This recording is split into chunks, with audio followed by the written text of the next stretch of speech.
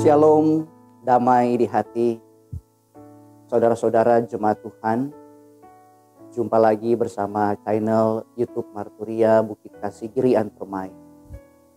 Kita akan merenungkan firman Tuhan untuk tanggal 20 hingga 26 April tahun 2025 dengan bacaan dalam kitab Perjanjian Baru, yaitu Injil Yohanes pasal 20 ayat 1 hingga ayat yang ke-10, dengan tema mingguan Gereja Masih Injili di Minahasa, yaitu Yesus bangkit dari antara orang mati, percayalah.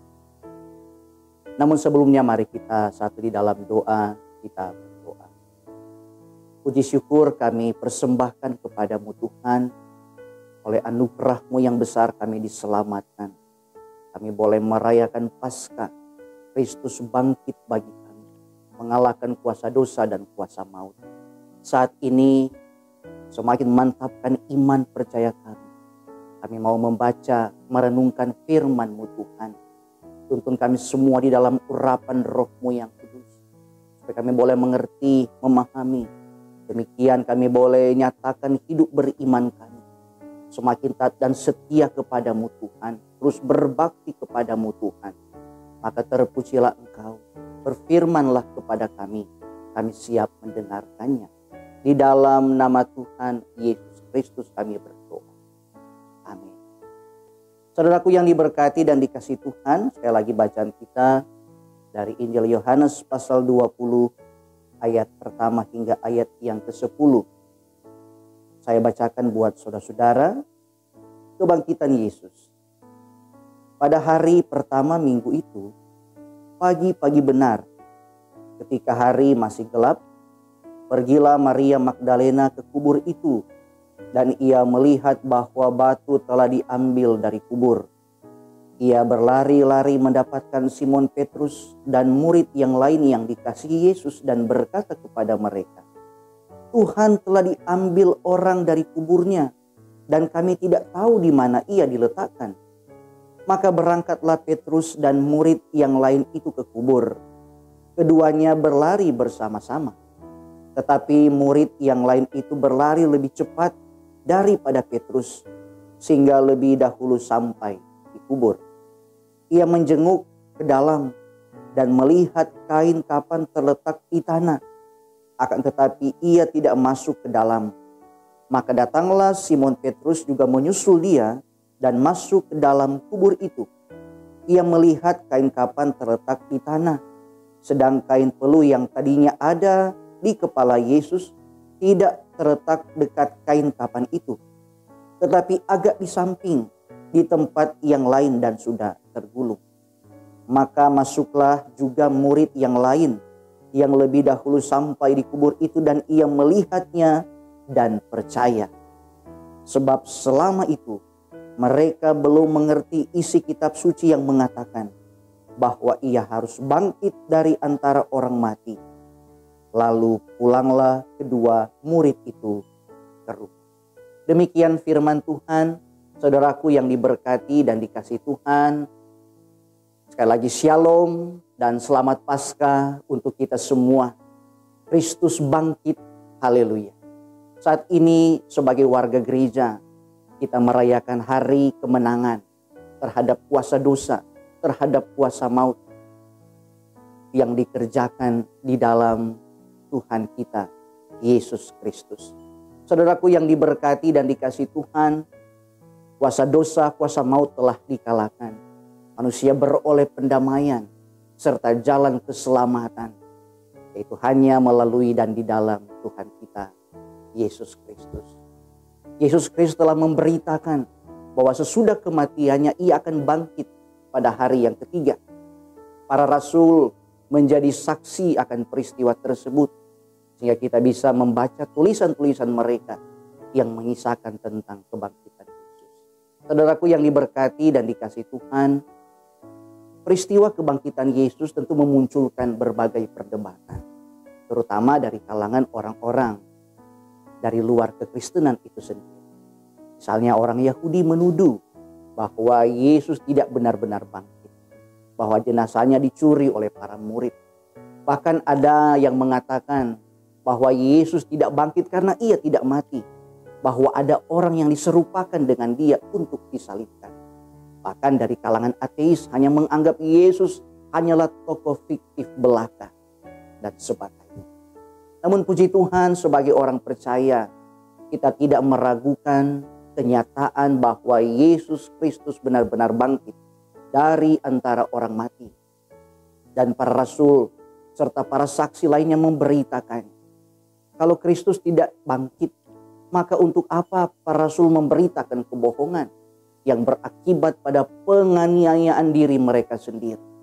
Tetapi karena mereka menyaksikan sendiri kebangkitan Kristus, bahwa kubur itu kosong, maka mereka memberitakan Injil kabar baik dengan segala resiko, sekalipun nyawa ancamannya. Mereka tidak takut dan gentar karena kebangkitan Kristus adalah fakta. Para penginjil pun menceritakan kisah kebangkitan Yesus. Di antaranya dikisahkan oleh Injil Yohanes pasal 20 ayat 1 hingga ayat yang 10 sesuai dengan bacaan kita. Diawali dengan keterangan waktu. Dikatakan pada hari pertama minggu. Saudaraku, inilah yang menjadi salah satu dasar mengapa kita beribadah pada hari Minggu. Kita tahu bersama gereja yang mula-mula beribadah pada hari Sabtu, melanjutkan kelasiman tradisi Sabat pada waktu itu. Kemudian gereja mengalihkan kebaktiannya dari hari Sabtu ke hari Minggu. Tentu ada alasan yang sangat kuat. Alasan utamanya adalah gereja memandang kebangkitan Kristus adalah peristiwa yang penting dan besar, sehingga mereka ingin merayakan setiap minggu. Dan karena Yesus bangkit pada hari Minggu, maka kebaktian pun dialihkan pada hari Minggu.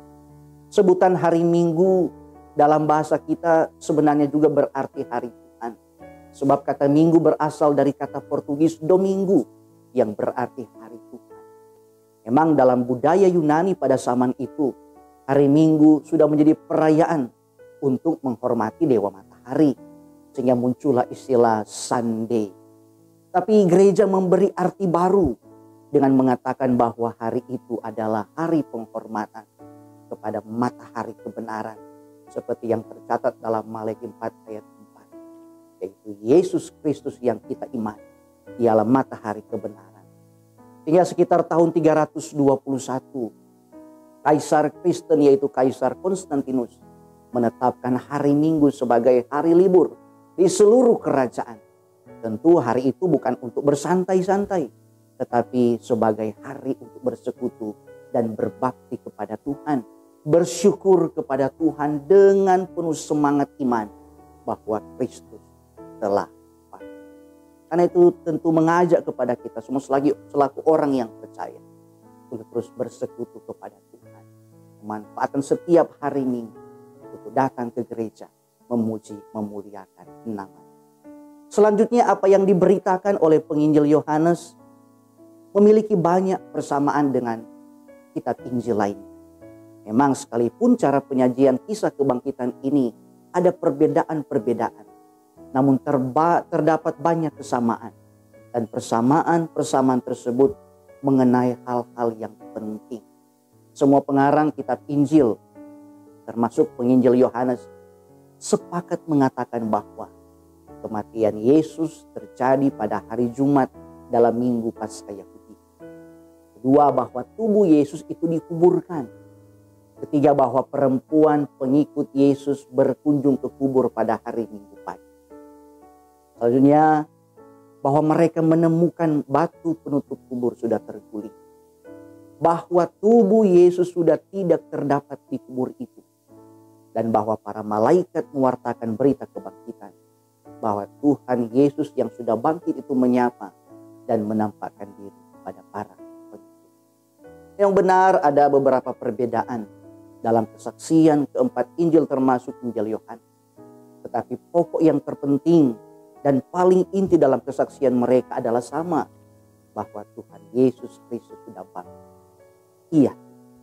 Saudaraku yang diberkati dan dikasihi Tuhan, sebagai gereja, peristiwa Paskah adalah peristiwa yang sangat menentukan hidup kita. Mengapa, saudaraku? Karena kalau peristiwa Paskah itu tidak terjadi, apa gunanya kita berdoa? Sebab Kristus sudah meninggal dan tidak mendengar doa-doa kita. Kalau Kristus tidak dibangkitkan, apa gunanya kita membaca Alkitab? Karena firman-Nya tidak berlaku. Kalau Kristus tidak dibangkitkan, ia hanyalah sekedar seorang tokoh yang memiliki ide dan gagasan. Seperti pejuang yang sudah gugur, yang sehebat apapun pemikiran dan gagasan yang ia tinggalkan, ia tidak bisa memimpin di masa kini dan memimpin di masa depan, dan akan mudah dilupakan. Padahal yang kita butuhkan adalah juru selamat dan pemimpin untuk hidup, baik di masa kini juga di masa yang akan datang. Rasul Paulus katakan bahwa andai kata Kristus tidak dibangkitkan, maka sia-sialah pemberitaan kami dan sia-sialah juga kepercayaan kamu, dan kamu masih hidup dalam dosamu. Kita bandingkan 1 Korintus pasal 15 ayat 14 dan 17. Memuji Tuhan, kenyataan yang terjadi adalah Kristus bangkit dan ia hidup. Ia hidup hingga kini. Ia memerintah kita dengan roh dan firman-Nya. Melalui peristiwa Paskah, kita menerima kepastian pengampunan dosa, kepastian iman, dan kepastian hidup. Sehingga bukti kebangkitan Kristus bukan hanya kubur kosong, tetapi bukti kebangkitan Kristus yaitu adanya gereja. Munculnya gereja mula-mula hingga saat ini, gereja yaitu persekutuan orang percaya di seluruh bumi. Karena itu marilah saudaraku sebagai warga gereja, kita jangan ragu, melainkan percaya dengan sungguh. Seperti dalam ayat 8 bacaan kita saat ini berkata, maka masuklah juga murid yang lain, yang lebih dahulu sampai di kubur itu dan melihatnya dan percaya. Sebab selama itu mereka belum mengerti isi kitab suci yang mengatakan bahwa ia harus bangkit dari antara orang. Mungkin untuk percaya dengan sungguh bagi beberapa orang butuh proses. Seperti para rasul yang harus pergi berlari untuk melihat kubur yang telah kosong itu, barulah mereka percaya. Namun firman Tuhan berkata, berbahagialah mereka yang tidak melihat, namun percaya. Tuhan memberkati kita semua. Selamat Paskah. Amin. Mari kita berdoa. Terima kasih Tuhan untuk firman-Mu. Semakin memperteguh iman dan keyakinan kami bahwa Kristus bangkit dari antara orang mati. Sehingga sebagai orang-orang yang percaya, kami pun turut mati dan bangkit dengan Kristus. Kami beroleh kepastian iman, kepastian pengampunan dosa, dan kepastian hidup. Dan karena tolonglah kami Tuhan dalam rangka menjalani hidup percaya ini untuk taat dan setia kepadamu, melakukan setiap kehendak. Demikian kami boleh menjadi surat Kristus yang terbuka, yang dapat dibaca, dilihat oleh orang lain ketika kami mewartakan kabar baik, memberitakan Injil bahwa Kristus bangkit. Terpujilah Engkau Tuhan. Ini doa kami dalam nama Tuhan Yesus.